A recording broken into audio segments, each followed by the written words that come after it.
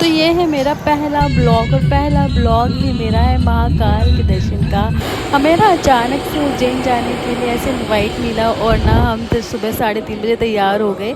तैयार होने के बाद जब हम निकले तो हमें मुझे मेरा कैंप एरिया मिला, मुझे पुरानी यादें सारी वापस आ गई। उसके बाद हम मॉर्निंग में यहाँ पर, क्योंकि कुछ खाया नहीं था, तो मैकडोनल्ड रुके और यहाँ पे हमने ब्रेकफास्ट का ऑप्शन था, बहुत ही यमी यमी था। तो हमने एवोकाडो टोस्ट और कॉफ़ी ली। साथ में यहाँ पे मैं और मेरी कज़न सिस्टर हम दोनों वॉक कर रहे थे और साथ मेरी सिस्टर जो थी, उनकी फ्रेंड थी, वो वीडियो रिकॉर्ड कर रहे थे। उसके बाद हम चले गए और ये देखो कितना सुंदर वेदर है, कितना सुंदर लग रहा है। ये ना हाईवे था मुंबई और बड़ोदरा वाला। उसके बाद हमें कुछ मंचन के लिए जाना था, तो हमने ना यहाँ से गाड़ी रोकी और यहाँ से कुछ चटर पटर वाली चीज़ें खरीदी। और यकीन मानो यहाँ पे बहुत टेस्टी सामान मिला था, सबसे अच्छे पॉपकॉर्न्स थे। और मैंने यहाँ से ना कैन ली सबके लिए, पर मेरी जो कैन थी वो बिल्कुल ही गर्म निकली, ऊपर से ठंडी थी, अंदर से बिल्कुल गर्म थी, तो बिल्कुल भी पी के मज़ा नहीं आया। आगे चलते चलते हमने फिर से ट्रैवलिंग करना शुरू कर दिया। हम बाय रोड गए थे और बाय रोड हमने देखा कि यहाँ पर ना जो आवर्स थे वो एटलीस्ट 14 आवर्स हमें दिखा रहे थे, पर हमें 17 आवर्स हो गए थे, क्योंकि हम मॉर्निंग 3:30 बजे निकले थे और उज्जैन हम पहुँचे 7 बजे शाम को। और उसके क्योंकि रास्ते में ना बहुत ज़्यादा बारिश हो रही थी। ये देखो वेदर कितना सुंदर है, कितना प्यारा सा वेदर है ना, बड़ा मज़ा आ रहा था हमें। हम यहाँ पे हंस रहे थे, बोल रहे थे।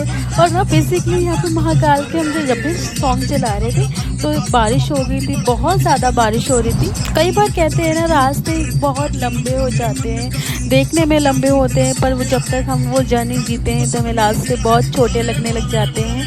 ऐसे ही जीवन का होता है, जब हम ज़िंदगी जीते हैं तो बहुत लंबी होती है, पर अगर हम उसी जीवन को सुकून के साथ इंजॉय करके जिएंगे तो वो बहुत ही इंजॉयमेंट के साथ निकल जाता है। तो हमारे रास्ते बहुत बड़े और बहुत छोटे से लग रहे थे। कई बारी ऐसा लग रहा था कि सफ़र कितना प्यारा है, हम बहुत मस्ती कर रहे थे। इस सफ़र के अंदर हम 5 लोग थे, मैं, मेरी सिस्टर, मेरी कज़न सिस्टर, उसकी फ्रेंड और उसके हस्बैंड। तो यहाँ पे ना बेसिकली बारिश बहुत ज़्यादा होने लगी थी और ना अभी तो थोड़ी कम थी। तो हमारे माइंड में था कि महाकाल जी क्या कर रहे हो, हमें सही से पहुँचाओगे कि नहीं पहुँचाओगे। और इस मोमेंट तक बारिश थोड़ी सी तेज़ होने लगी थी और ना हमने ये सारे रिकॉर्ड कर रहे थे, कितनी सुंदर जर्नी है। जैसे जैसे हम आगे बढ़ रहे थे हमारी जो रफ्तार थी वो और तेज़ हो गई थी। और यहाँ पर एक मोमेंट ऐसा आया कि भैया को ना कुछ भी नज़र नहीं आ रहा था बारिश में और हम डर रहे थे। बेसिकली ये राजस्थान वाला रोड था और यहाँ पे हाईवे भी बहुत सारे काम हो रहे थे, तो हाईवे के रूट भी चेंज हो गए थे। उसके बाद हम अगेन रेस्ट रूम के लिए निकले, कुछ खाने के लिए निकले। और ये देखो सामने कितना सुंदर सा व्यू आ रहा है और आपको यकीन नहीं होगा, ये जो जितना भी काला पोर्शन है यहाँ, ये सारा बारिश वाला था। और जो सामने आपको दिख रहा है साफ, वहाँ पे बिल्कुल बारिश नहीं हो रही थी, तो बहुत सुंदर था। ऐसा लग रहा था कि झरना लगा हुआ है, कहीं पे बारिश हो रही है, कहीं पे बारिश नहीं हो रही है। एक तो बारिश का मौसम, उस एक प्यारा सा सफ़र, और हम फाइनली उज्जैन में हमारी एंट्री हो गई थी। और इस एंट्री के साथ हमारा जो एक्साइटमेंट था वो डबल हो चुका था। पर क्योंकि हम अब रास्ते में बारिश बहुत ज़्यादा हो रही थी, तो हम उज्जैन आते आते में 7 साढ़े 7 हो गई। हमने फटाफट से चेकिंग किया अपने होटल में और उसके बाद हम लंच के लिए, मतलब डिनर के लिए चले गए। लंच तो हमने रास्ते में कर लिया था और फिर हम वापस आए। तो ये बहुत ही प्यारा सा सुंदर सा होटल हमने लिया था। इसका होटल का नाम था महाकाल ब्रजवासी और ये बहुत सुंदर था। इसका एम्बियंस बहुत अच्छा था, यहाँ का स्टाफ काफ़ी अच्छा था और नीट एंड क्लीन सफाई थी। और जैसे जैसे मैं रिकॉर्ड कर रही थी ये सब मैं कैप्चर कर रही थी। यहाँ पे मेरी सिस्टर वगैरह सब बोल रहे थे कि अभी हम कितने थके हुए हैं और ये हमें रिकॉर्ड कर रही है। पर यही तो मोमेंट होते हैं ना, आप जिस जर्नी के निकले हो वहाँ पर आप जैसे हो आपको वैसे ही आपको रिकॉर्ड करना चाहिए। उसके बाद हम अपने रूम में गए और रूम में जैसे गए तो ना थकावट तो बहुत ज़्यादा थी, वह एक्साइटमेंट भी बहुत ज़्यादा थी, क्योंकि हम लेट हो गए थे, थक गए थे, उसके बावजूद हमें नींद नहीं आ रही थी। और ऐसे ही बात करते करते 2 से ढाई बज गए और ना 2:30 से 3 बज गए और हम सारे ऐसे बात करने लगे। फिर सुबह सुबह हम 6:30 बजे उठे, जो मेरी दी ने मुझे उठाया था।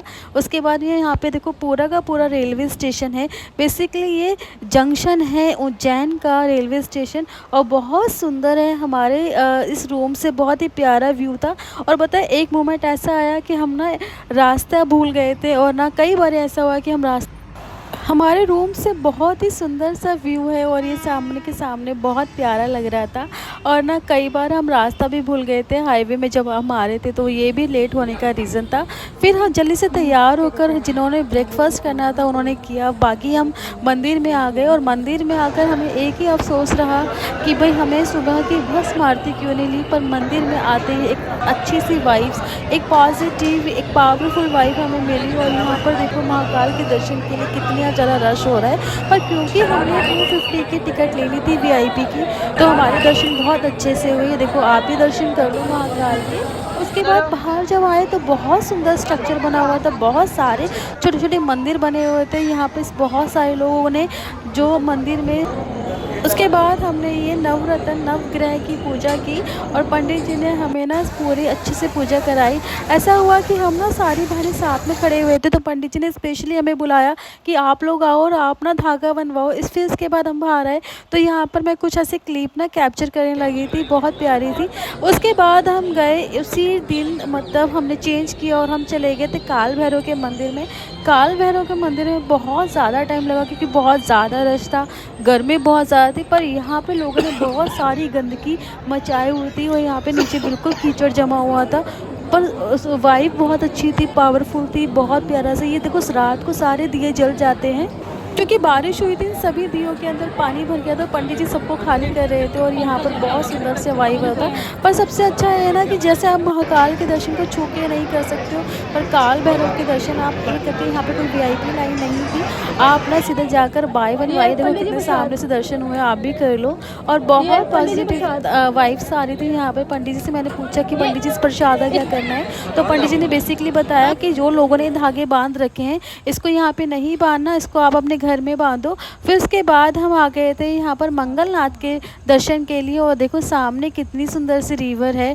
अच्छा, ये रिवर के साथ आके बहुत पॉजिटिव हुई, हमने मंगलनाथ के दर्शन किए। कहते हैं ना मंगलनाथ का जो ये मंदिर है उज्जैन के अंदर, पूरे विश्व के अंदर पहला ऐसा पावरफुल मंदिर है। उसके बाद हमारे मन में एक था कि हमने सुबह की भस्म आरती नहीं ली, तो नेक्स्ट डे हमने क्या करा, हम ना पूरी रात सोए ही नहीं और आकर हमने सबसे पहले भस्म आरती ली है। सुबह सुबह का टाइम है, बहुत सुंदर 4 बजे तक, क्योंकि हम 2:30 बजे लाइन में लग गए थे।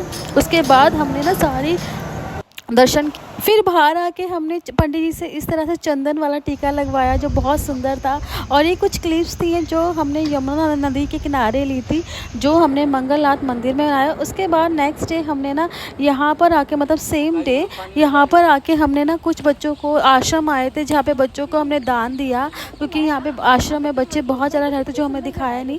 फिर यहाँ पे मछली को चारा खिलाया गौ सेवा की गौशाला के अंदर, बहुत मज़ा आया। ये मोमेंट ना बहुत सुकून भरे होते हैं। उसके बाद ना वहाँ पे एक ना भैया थे, जब हम लाइन में खड़े हुए थे, भैया ने बोला कि आप लोग यहाँ आए हो, आप लोगों को ओमकारेश्वर भी जाना चाहिए। तो क्योंकि हमें उसी दिन निकलना था, पर क्योंकि भैया ने बोल दिया कि आपको ओमकारेश्वर जाना चाहिए, तो हम सेम डे ओमकारेश्वर की निकल गए थे। उसके बाद ना यहाँ पर नेक्स्ट डे हमने स्टे किया और नेक्स्ट डे हम आ गए ओमकारेश्वर के लिए दर्शन के लिए। घाट पे आए तो हमें इस तरह से बोट मिली, जिन्होंने ये बोट हमने ली थी। इसमें 50 रुपए की बोट में आपको मंदिर तक छोड़ देते। आपको 2 वे हैं, एक आपको सामने जो झरना नज़र आ रहा है, पुल नज़र आ रहा है, आप उससे आ सकते हो या बोट से आ सकते हो। क्योंकि हमने बोट से दर्शन करने थे तो हम बोट लेकर यहाँ पर आए। हमने 100 रुपीज़ दिए थे ईच, उसके बाद सीधा ही दर्शन आ गए। बेसिकली मैंने ना रात को ही सारी जो वीआईपी टिकट है वो बुक कर ली थी, तो हमें लाइन के लिए नहीं लगना पड़ा।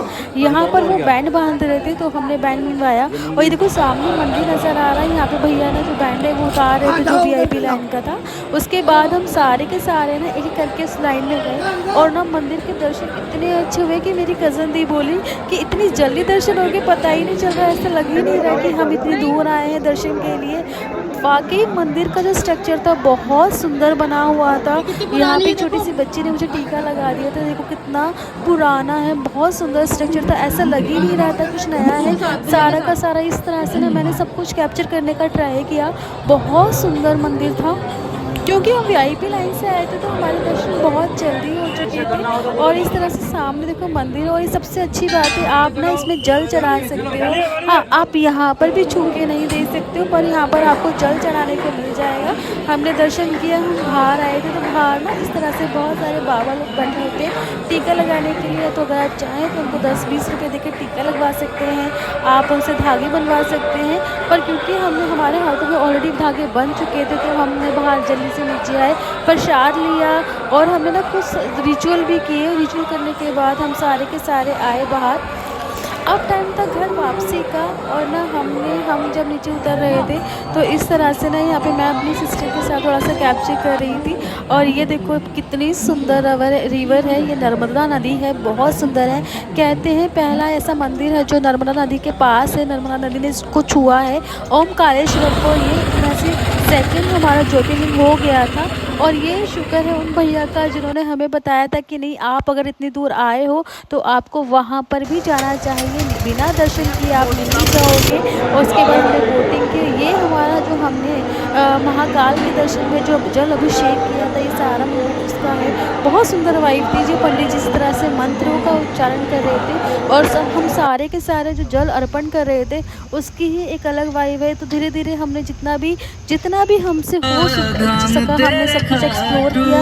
ये भी उज्जैन का था, क्योंकि इस तरह से ना बहुत सारे शिव जी के त्रिशूल, इस तरह से शिवलिंग बहुत ज़्यादा आपको देखने को मिलेंगे। दर्द ना कहूँ मैं किसी से, बस तो से बांटूं।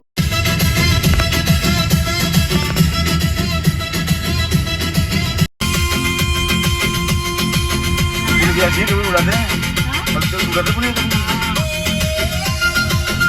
टाइम खुले।